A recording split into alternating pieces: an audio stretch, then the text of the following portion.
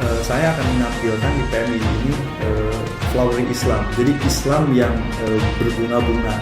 Jadi kayak taman bunga. PMI itu akan menampilkan corak Islam Nusantara yang benar-benar Nusantara. Kita harus menaruh orang itu pada pos sesuai kapasitasnya. Nah, itu spirit meritokrasi yang harus kita budayakan di PMI, bahkan di Indonesia keseluruhan, karena hanya dengan itulah cita-cita organisasi akan dicapai jauh lebih cepat.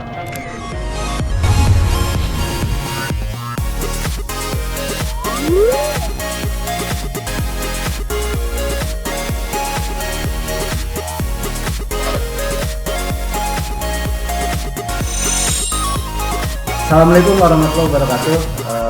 Kembali ke ngobrol lah pikir. Kembali lagi saya ditemani oleh Muhammad Rafsanjani. Dia ini juga disebut-sebut sebagai kandidat calon ketua umum PB PMI. Rafsan di PB sekarang bidang kaderisasi ya?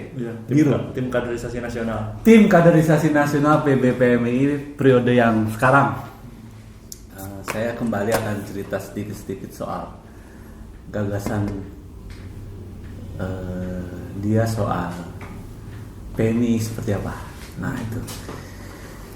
Sehat, San? Alhamdulillah, Daeng. Ini lagi habis kemana aja? Saya silaturahim dan memperbanyak silaturahim, meskipun kondisinya kan kayak kita tuh takut gitu ketemu banyak orang kan. Oh ya, Rafsan ini kandidat dari cabang Ciputat. Nah, cabang Ciputat dia. Itu ya, kopi. Kopinya datang nih San. Udah nggak apa sih? Nggak apa-apa. Santai aja. Thank you. Masuk ini dong. Yo, nggak apa-apa.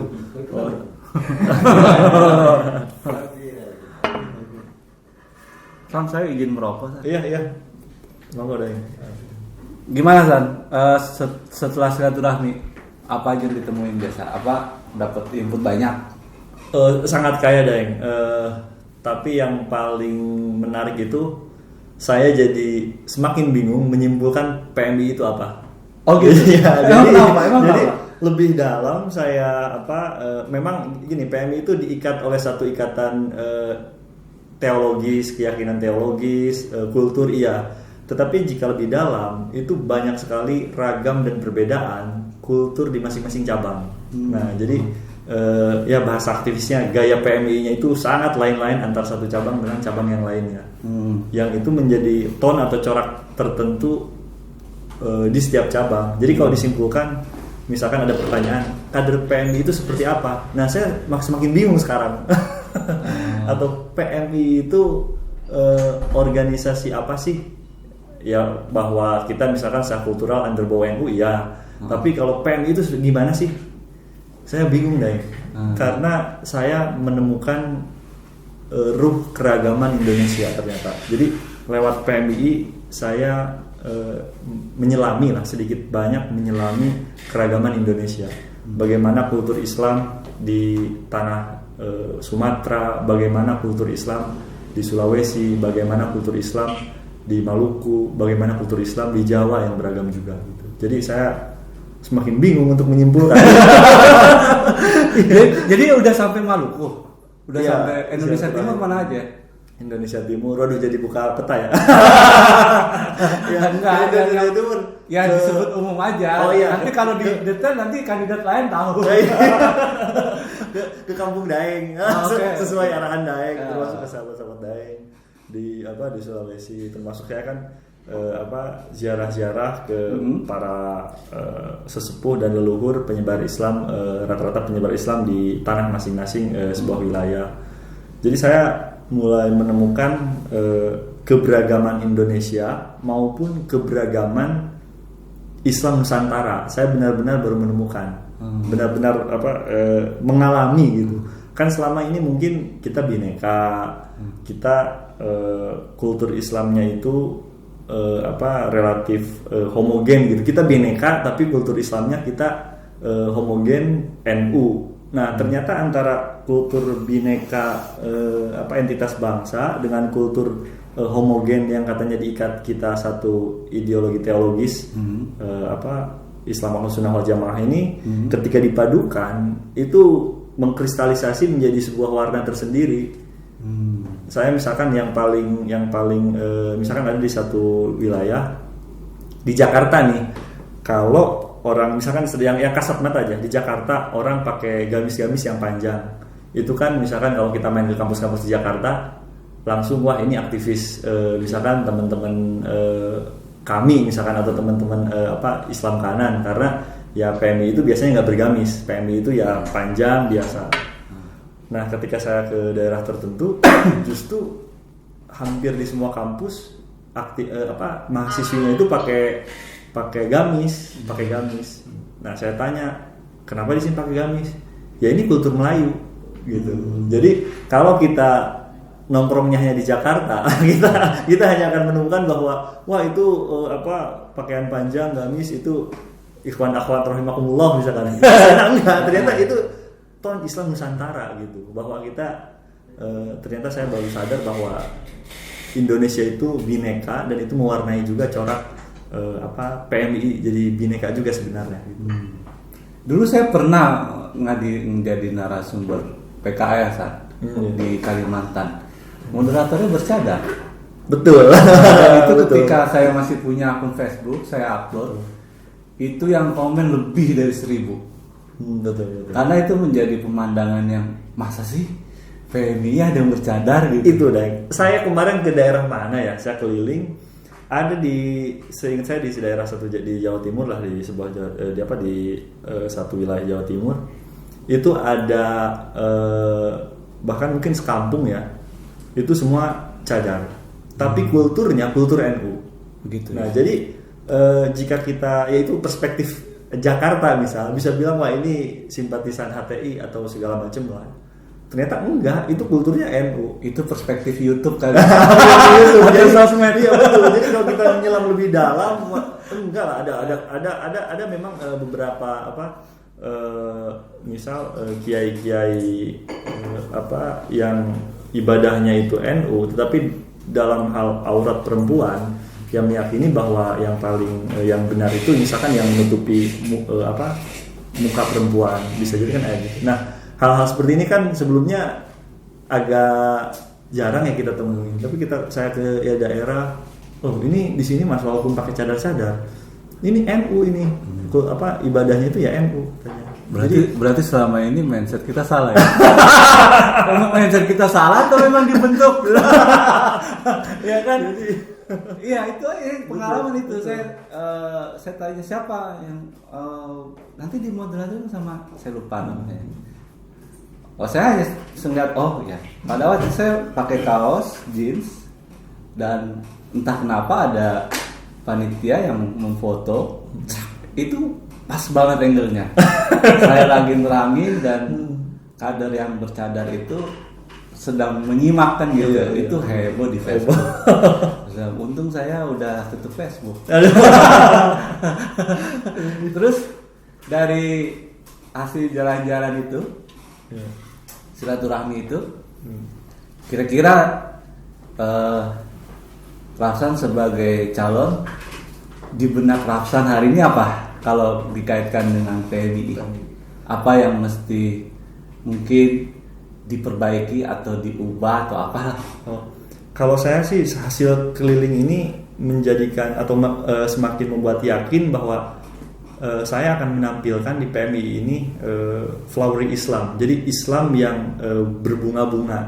Jadi kayak taman bunga. PMI itu akan menampilkan corak Islam Nusantara yang benar-benar Nusantara. Jadi sangat beragam, sangat berbunga-bunga. Kan kalau di taman bunga itu kan tidak satu jenis bunga gitu, tapi yang macam-macam.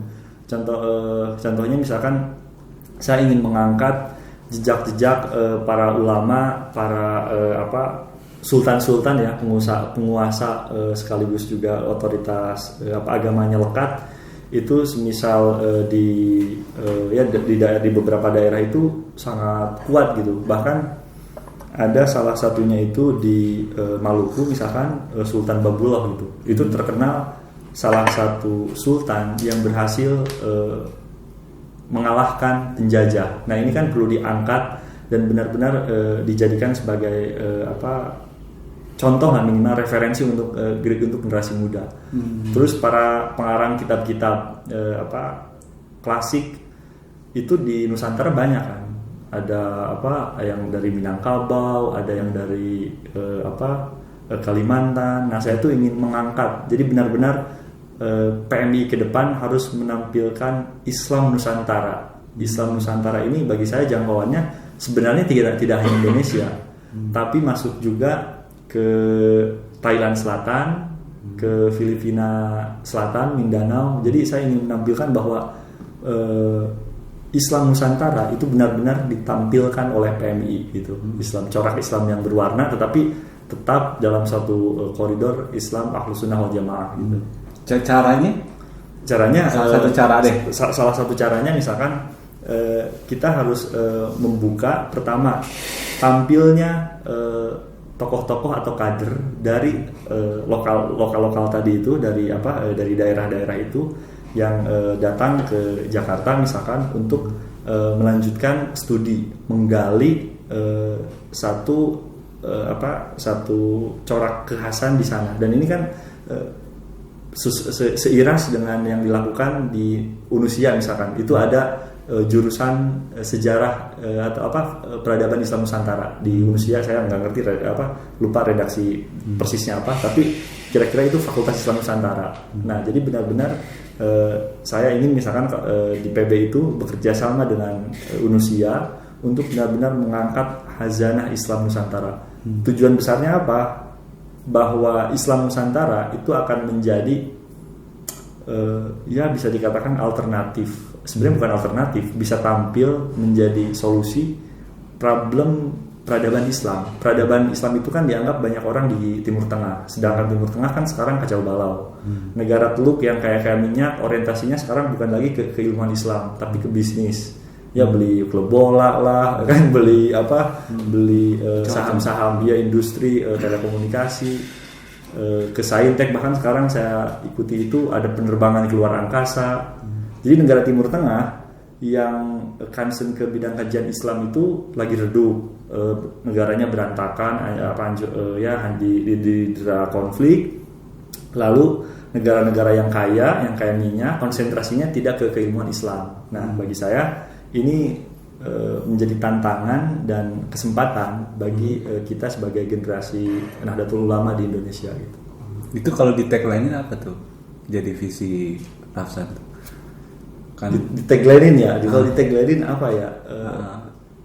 Dari Indonesia untuk peradaban dunia gitu. Dari Nusantara untuk peradaban dunia. Dan saya itu pengen ya menampilkan Islam Nusantara itu benar-benar menjadi corak yang benar-benar hidup gitu, dan tidak hanya berhenti di slogan. Memang kita ketahui kan Islam Nusantara itu sempat ramai sejak Muktamar NU, bahkan sejak kontroversial, tapi menuai kontroversial. Tapi saya ingin mendorong lagi tidak hanya berhenti di jargon dan slogan, hanya untuk kontra misalkan corak Islam di Timur Tengah yang itu tadi kacau balau, tetapi benar-benar menjadi semacam ruh dan spirit gitu. Rafsan ini beda dengan kandidat lain yang udah pernah kesini ya. Oh gimana ada bedanya? Kalau yang lain tuh sudah bicara mengkoneksikan Indonesia making for lah, revolusi keempat. Terus saya ngomong revolusi keempat itu kita udah ngobrolin dengan para senior yang lain itu di tahun 2014-15. Ada suatu ketika nanti ketika orang punya 4G itu jadi 5G itu. Nah ini baru Rafsan dong yang masih mengangkat peradaban Nusantara, Islam Nusantara nih. Ini nggak dibilang ketinggalan zaman. Justru malah bagi saya leader itu fungsinya untuk mengarahkan masa depan. Kalau hal-hal yang teknis seperti itu ketua bidang aja. ketua bidang apa kan 4.0 apa segala macam. Kita udah bicara panjang lebar kan itu. Tapi yang diperlukan ini kan bukan bagi saya bukan hal-hal teknis, tapi hal-hal yang makro, helikopter view lah gitu. Justru bagi saya bukan berarti itu nggak penting, tapi kita itu perlu barangkali nahkoda gitu. Yang diperlukan itu nahkoda. Jadi nahkoda itu kan tahu arah angin, tujuan, gelombang itu di mana segala macam. Nah kalau yang teknis gitu kan yang narik layar gitu. Layarnya ini sekarang lebih canggih, ada ini yang lebih keren. Layarnya itu ukurannya lebih besar atau lebih kecil, atau misalkan kompasnya ini sekarang lebih keren, dulu manual, sekarang ada Google Map misalkan. Nah itu bagi saya hal-hal teknis, dan saya juga ini sih tertarik ke hal-hal yang teknis seperti itu. Tetapi kalau digali lebih dalam misalkan yang sering kita katakan misalkan dunia cyber itu salah satu hal teknisnya 4.0 itu kan poinnya itu Internet of Things. Salah satu yang bersinggungan dengan aktivitas kita sebagai warga masyarakat ini kan, contohnya e-commerce. Nah kita udahlah nggak usah belum 4.0. Saya tanya sekarang berapa banyak sih kita yang bermain di yang punya marketplace misalkan. Jadi nggak usah ngomongin yang 4.0 segala macam, marketplace sekarang yang punya siapa aja. Atau jangankan itu, udah marketplace punya orang. Yang sekarang kita tanya berapa banyak sih kader PMII yang memanfaatkan marketplace itu? Belum banyak juga. Jadi bagi saya itu bukan tidak penting, tetapi selain tadi leader itu harus seperti Bung Karno dan Gus Dur. Jadi berpikiran bukan saya mengatakan seperti itu, tapi leader itu harus tahu arah kemana jamaah itu harus diarahkan. Nanti tinggal teknis-teknisnya itulah yang dibilang kerja bersama gitu. Itu nanti tinggal diatur. Tapi kalau tadi disinggung soal hal yang lebih detail, bagi saya ya kabar tidak mengenakannya kita masih belum bisa mengimbangi kelompok kanan. Sebagai contoh misalkan momen-momen besar PMII pernah nggak trending di Twitter? Kita kan kesulitan untuk membuat satu trending di Twitter, itu kan kita kesulitan. Kita misalkan untuk misalkan bikin trending di media sosial yang menguasai dunia media sosial ini kan, kalau dalam wacana perang ideologi ya, atau perang teologi gitu, itu kan Islam kanan yang menang. Misalkan dia udah bikin kartun, udah bikin kanal-kanal YouTube yang followernya banyak, bahkan udah bisa mengarahkan orang untuk hijrah hanya dengan kanal YouTube. Nah, kalau kita resourcesnya kita bukan nggak ada, tapi barangkali gagap atau gimana? Iya gagap, iya memang ya harus kita akui. Misalkan kanal-kanal YouTube atau kanal-kanal media sosial, Instagram segala macam, bagi saya kita harus jujur lah, kita dibanding Islam kanan canggihan mereka gitu.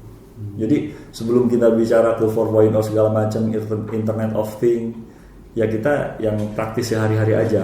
Tugasnya misalkan nanti nih kongres, trending nggak di Twitter?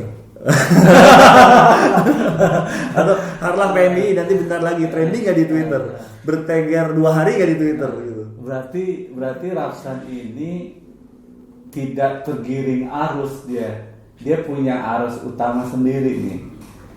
Kalau saya amatin loh ya, punya arus utama sendiri. Jadi saya kemarin sempat ngasih contoh yang tikus slamming itu. Jadi tikus slamming itu adanya di benua-benua Australia gitu deh. Jadi kalau pemimpin tikus itu lompat ke jurang, semuanya ikut lompat ke jurang. Nah itu juga pernah saya tanya waktu itu,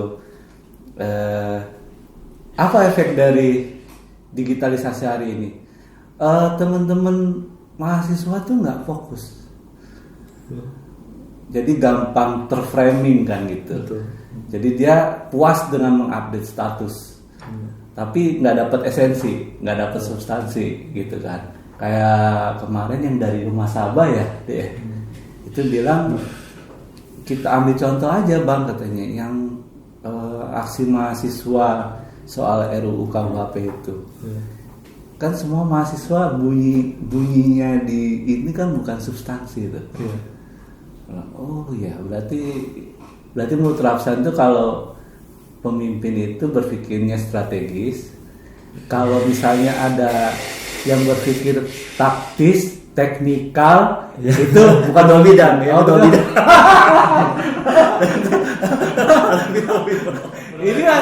Ini langsung ngambil poin gede nih. Langsung ngambil poin gede nih. Saya langsung, udah mau artinya udah ngebaca nih kan gitu. Terus tapi benar nggak sih gitu kan? Kita hari ini PMI nggak kritis, benar nggak sih? Ya kalau nggak kritis kemana nih? Kritis apa yang merespon? Saya selalu beranggapan gini, kalau kita bicara macam-macam lah, kuantum lah, apalah segala macam, itu selalu berbanding lurus dengan kita juga nggak jadi substansi, bahkan jauh sama Tuhan. Kalau iya. Soalnya kalau misalnya saya berdoa, ya kan, orang dulu kita diajarin kalau tahajud berdoa zikir ya udah lo sembunyi aja rahasia lo. Tapi sekarang gitu diupload. Kita keluar dari rumah bismillahirrahmanirrahim, ya apa, baca doa, udah cukup kita dengan Tuhan. Sekarang ada fasilitatornya bos, media sosial kan, baru ke Tuhan. Masa Tuhan suruh baca status kita kan jadi lucu. Ya kan? Itu jadi bener nggak sih PMI hari ini nggak kritis? Pertama dalam hal apa? Ya minimal soal masalah publik deh. Oh, masalah publik. Atau masalah yang kadang cenderung sebenarnya jadi trending, tapi sebenarnya kalau kita fokusin dia bisa jadi pengaruh utama isu yang bagus sebenarnya. Memang kalau saya lihat dari sisi itu ya, memang PMI ini atau bahkan mungkin Nahdien secara keseluruhan itu cenderung homogen dalam segi narasi. Contoh misalkan dari Sabang sampai Merauke, aktivis NU berbicara NKRI harga mati, lalu tolak ISIS, apalagi anti radikalisme, Islam tolerance, gitu. Itu hanya deradikalisasi. Itu nampaknya yang menjadi ton utama ya. Memang saya yakin yang pembeda-pembeda ada, tetapi yang jadi corak misalkan masih ton yang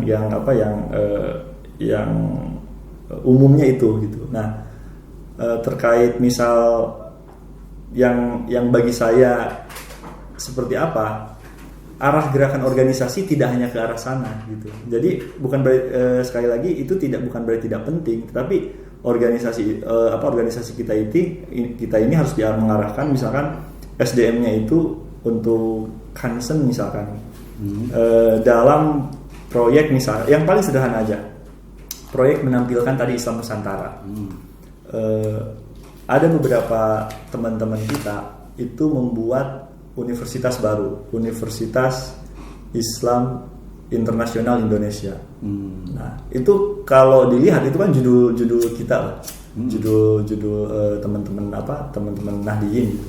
Tetapi yang mengambil gagasan untuk menjadi kampus segala macam itu ya mungkin kanda-kanda kami gitu. Nah, jadi yang menampilkan Islam jadi kiblat peradaban itu ternyata mereka lebih teman-teman yaitu sebelah itu lebih advance gitu. Nah, tadi kembali lagi ke pertanyaan Daeng soal kritis atau enggak? Ya, kritis atau enggak.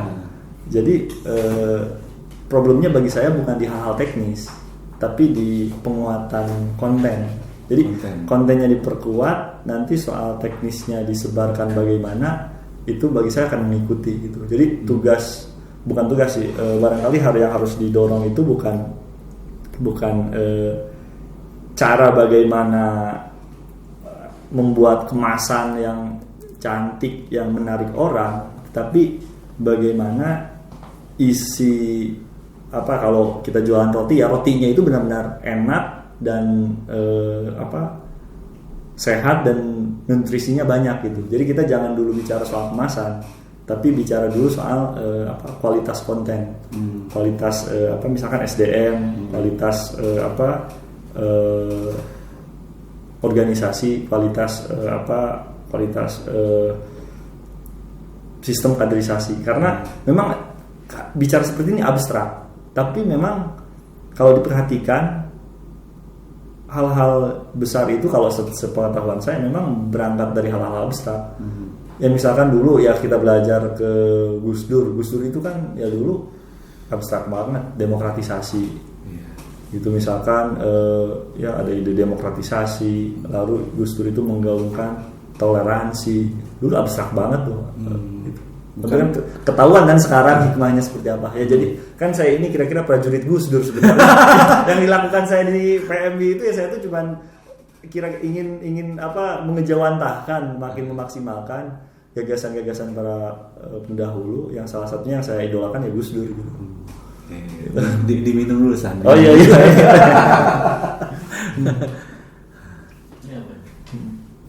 Menggerakkan Indonesia. Oh iya, menggerakkan Indonesia. Ini pertanyaan ya. Apa tuh? Apa? Oh, menggerakkan Indonesia. Ya. Bersama menggerakkan Indonesia. Bersama menggerakkan Indonesia. Ya. Itu yang dijelasin Rafsan bukan soal paradigma. Bukan, itu jargon yang bisa mengikat kebersamaan sekaligus menjadi gairah untuk melakukan sesuatu gitu.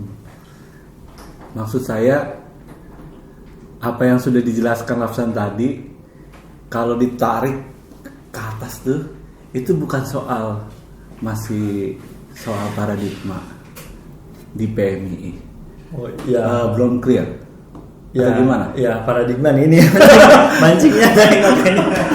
Jadi gini deh, saya selalu bilang bahwa kan Rafsan tim kaderisasi nasional. Betul, ya, tim kaderisasi nasional. Jadi bagi saya paradigma di PMII itu terlalu berorientasi ke negara, state minded. Nah, jadi misalkan paradigma menggiring kritis transformatif, atau misalkan sebelumnya arus balik masyarakat pinggiran dan lain sebagainya. Itu kalau saya endus gitu, itu bau-baunya state minded. Jadi orientasinya itu kita sebagai civil society ini bagaimana sih seharusnya bersikap ke negara gitu. Apakah melawan atau bekerja sama atau keduanya. Nah, itu yang selalu mewarnai. Nah, saya pengen menggeser bahwa PMI itu hari ini sudah jangan lagi berbicara state minded. Urusannya bukan hanya kita dengan negara, tetapi kita dengan masyarakat. Jadi barangkali paradigmanya itu pelayanan. Nah, jika kita fokus ke negara, orientasinya itu akan terus negara. Implikasinya itu misalkan apakah misalkan senior jadi pejabat atau enggak, dan jadi pragmatis. Ya, jadi pragmatis. Yang saya pengen sasar itu contohnya, kalau kita orientasinya itu ke negara aja, kita akan kehilangan segmen ke mengelola masyarakat organisasinya ya. Contoh misalkan ada pertanyaan yang paling simple, yang sering katakan itu filantropi Islam deh, atau gerakan sosial di Indonesia. Filantropi Islam udah yang tahu ada dompet duafa yang paling populer dan penerimaannya gede banget gitu. ACT, dompet duafa, rumah zakat, rumah yatim, rumah nanti mungkin rumah janda macam-macam kan. Nah, itu kan penerimaannya triliunan deh. Iya. Nah, kenapa kader kita tidak menguasai filantropi Islam? Ya memang kita orientasinya selalu negara, tidak orientasinya itu ke pelayanan masyarakat. Contoh misalkan lagi perkembangan gerakan pendidikan. Kalau di kita misalkan gerakan pendidikan itu selalu harus beririsan dengan negara. Kita dapat beasiswa ya karena misalkan dapat dari kementerian-kementerian. Nah mereka itu bisa mendanai beasiswa, bahkan mendirikan ratusan sekolah dan pesantren-pesantren tanpa menjadi partner negara. Ya kita tahu misalkan sekarang perkembangan sekolah Islam terpadu di Indonesia menjamur sejak 98, mungkin itu udah kayak di mana-mana dan mereka tidak bersentuhan dengan negara gitu. Jadi bahasa kasarnya jika kita fokus ke mengurus apa tadi pelayanan sosial akan dapat revenue dari itu. Negara bisa, bahasa kasarnya negara bisa bantu atau tidak bantu, mereka tetap gerak. Pesantren-pesantren tahfidz misalkan sekarang menjamur tuh, ada pesantren tahfidz apa di daerah-daerah. Mereka itu tanpa kerjasama dengan Kementerian Agama, dia bisa bangun pesantren-pesantren itu. Gitu. Nah jadi arah kader PMII ke depan tidak hanya negara nih soal bukan berarti itu salah, itu penting, sama penting negara, tapi misalnya apalagi bisnis. Tadi pelayanan sosial, bisnis itu ini kan bisnis yang langsung ya, ini kan tidak bersinggungan langsung dengan negara, menguasai pangsa pasar semacam e-commerce lah atau apa. Kita kan masih agak kurang, pengusaha muda di kita kan masih kurang. Padahal mengingat nanti akan ada bonus demografi, anak muda bejibun, karena lapangan kerja sempit segitu-gitu aja, otomatis pembelokan kanalnya itu atau alternatifnya itu kan harus ada dunia wirausaha. Nah jika kita berorientasi terus ke negara-negara itu ya akan sangat sempit gitu lapangan yang akan mampu menampung bonus demografi segmen Nahdien gitu. Berarti salah mengimplementasikan paradigma atau paradigmanya? Kalau bagi saya harus ada mungkin perumusan kembali paradigma. Perumusan kembali. Ya. Saya sebenarnya sebagai kandidat mau membuat satu paradigma baru gitu. Tapi ternyata di kongres ini ya hal-hal yang semacam itu tidak laku gitu. Jadi memang ada senior kamu bikin apa paradigma segala macam, tapi yang menentukan kan ternyata ya kabar buruknya bukan itu gitu. Dan kita kan sebagai kandidat mungkin semua orang ya pasti akan mengejar apa yang menjadi penentu dalam kontestasi gitu. Jadi saya pernah agak jengkel gitu ke satu senior. Kamu bikin, gak perlu disebut namanya. Oh iya, gak perlu disebut. Jadi kamu bikin buku dong, gagasan apa segala macam. Saya bilang gini, Bang, kalau seandainya bikin buku jadi penentu kemenangan di PMII, semua kandidat udah bikin buku. Kenapa kandidat tidak membuat buku? Ya berarti karena buku itu atau gagasan itu tidak menjadi satu faktor dominan, itu hanya bumbu aja gitu. Jadi kalau pengen menggiring misalkan bahwa kader-kader PMI itu harus produktif segala macam, bukan diawali di kongres, tapi diawali di pembudayaan bahwa gagasan itu menjadi faktor penting determinan dalam setiap kontestasi ataupun misal dalam gerak organisasi. Faktor apa emang yang hari ini mendominasi menurut Rapsan di arena kongres? Di arena kongres. Karena gagasan tadi kata Rapsan udah. Saya kan hanya begini Rapsan, karena Rapsan tadi berpikirnya ya kalau pemimpin Bang harus berpikirnya strategis. Ya.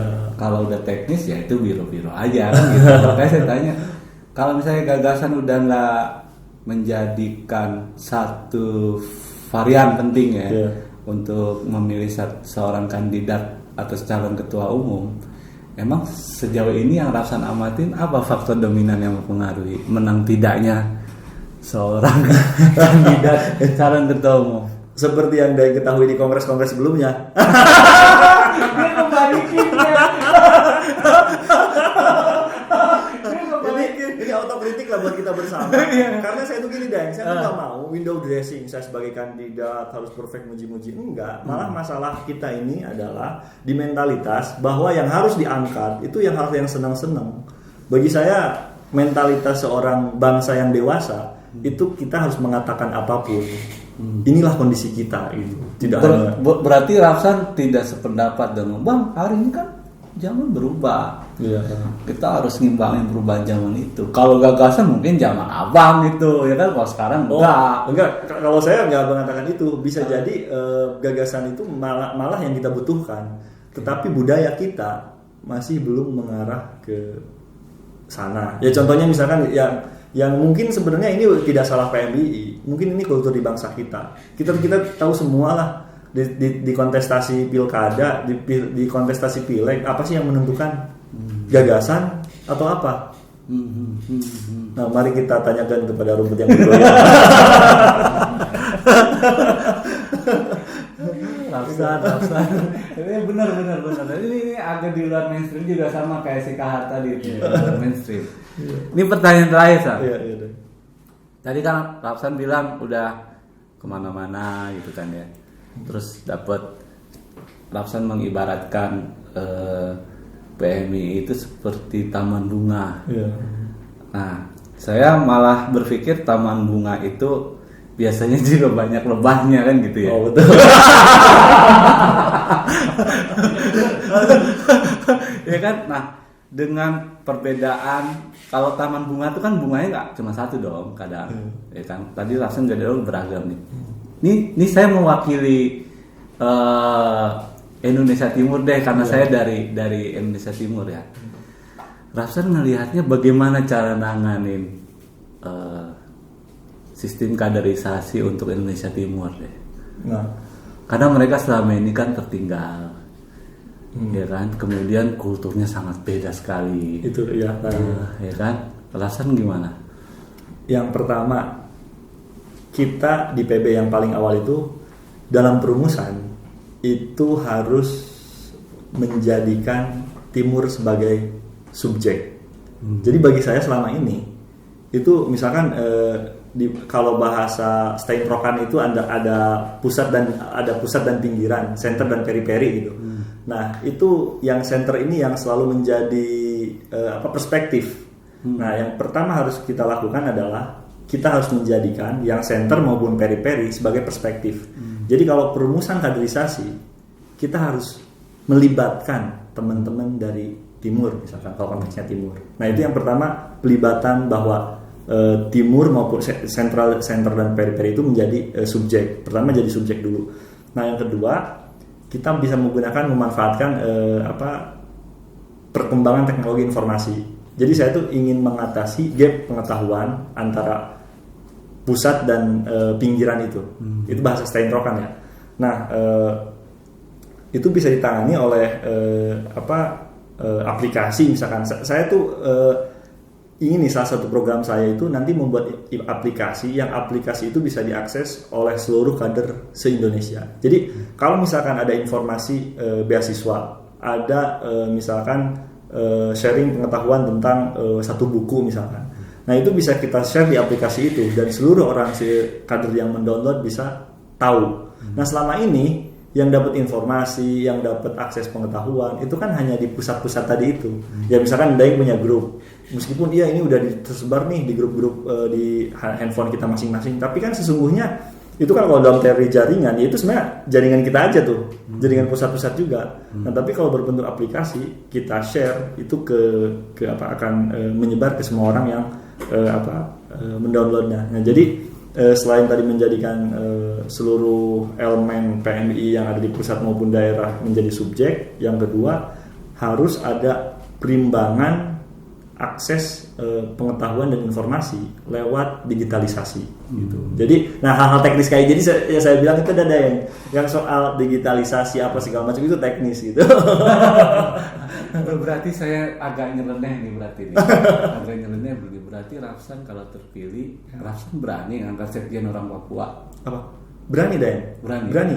Sejauh dia punya kapasitas. Itu sebenarnya krisis di kita. Krisis Ini saya ngomong begini karena ya sebagai bagian Indonesia Timur kan selalu kalau di arena kongres tuh ya sekedar tim hura-hura gitu Iya. kan, tidak pernah dilihat secara strategis. Karena belum ada ya di PMII ya, Papua Iya. ya. Jadi Presiden. saya ingin mendorong meritokrasi di PMI. Karena bagi saya itulah yang sekarang defisit. Karena sekarang itu feudalism. Jadi feudalism itu karena apa ya? Karena faktor apa misalkan anaknya siapa segala macam dapat privilege. Bagi saya justru itulah yang menghambat perkembangan organisasi. Ya, kenapa saya berani mengatakan seperti itu? Ya saya lihat aja itu dulu spirit Nabi Muhammad di Madinah. Dulu itu kan masyarakat Madani itu masyarakat kota gitu. Itu dulu ada Robert Bellah namanya yang bilang bahwa masyarakat zaman Rasulullah itu melampaui zaman. Kenapa? Karena menerapkan meritokrasi. Contohnya apa misalkan? Dulu tuh adzan itu kan sesuatu yang prestis. Nah, kalau berdasarkan kultur di Arab, tradisi waktu itu, Nabi Muhammad harusnya menunjuk orang yang keturunannya oke apa segala macam. Tetapi yang Nabi Muhammad lakukan apa? Dicari orang yang kapasitasnya memang untuk adzan itu, yaitu Bilal. Padahal dia kan ya orang bukan siapa-siapa. Nah, gitu. Kalau jadi di era itu iya dia bukan jadi siapa-siapa, seorang budak aja kan. Betul. Nah, jadi yang didorong ke depan itu bahwa kita harus menaruh orang itu pada pos sesuai kapasitasnya. Nah, itu spirit meritokrasi yang harus kita budayakan di PMI bahkan di NU secara keseluruhan, karena hanya dengan itulah cita-cita organisasi akan dicapai jauh lebih cepat gitu. Jadi meritokrasi itu kan harus dicontohkan juga oleh Rasulullah. Dulu bagaimana Rasulullah itu misalkan mendudukan orang-orang yang konflik, membangun kesepakatan bersama. Mendudukan itu kan artinya semua orang yang menduduk itu setara, dialogis gitu, tidak ada hubungan yang atas dan bawah. Itu bukan berarti tidak menghormati, bukan. Bahkan Rasulullah itu kan dulu manggil orang-orangnya itu orang-orang sekitarnya lah.